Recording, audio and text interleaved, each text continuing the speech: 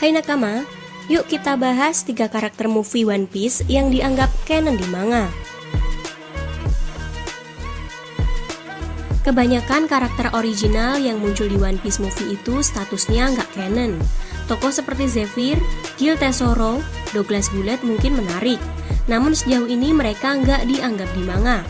Meski begitu, ada beberapa karakter movie One Piece yang dianggap canon di manga.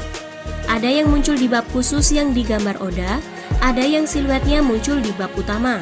Yang patut kalian perhatikan nakama, meski mereka dianggap canon, cerita movie tempat mereka muncul sendiri biasanya tetap nggak canon. Seperti Shiki. Shiki memang eksis di dunia One Piece, tapi kejadian di Strong World sendiri tetap nggak canon. Jadi siapa saja karakter movie One Piece yang dianggap canon? Ini 3 di antaranya. Check this out. Yang pertama ada Shiki. Di manga, kisah Shiki pernah diceritakan di bab Strong World karya Eiichiro Oda. Gak hanya itu saja, Shiki kemudian disebut lagi saat Sengoku bercerita soal kelompok Rocks di bab 957.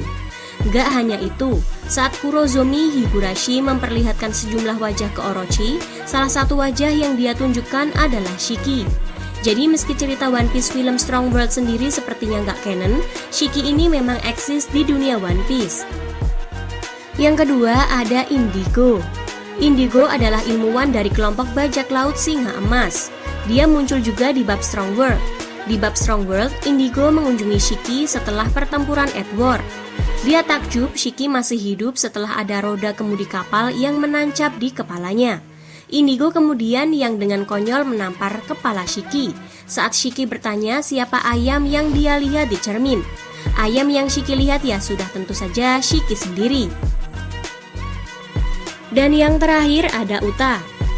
Alasan Uta ada di daftar ini bukan hanya karena ada kisah pendek soal Uta di beberapa rilis Shonen Jump. Ada sosok diduga Uta di bab 1055.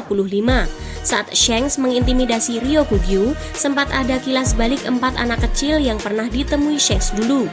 Luffy kecil, Momonosuke, Hiyori, dan 1 anak yang gak sejelas yang lain karena panelnya kecil dan bentuknya siluet. Sosok di siluet ini diduga adalah Uta, karena Uta memang salah satu anak yang pernah diurus Shanks.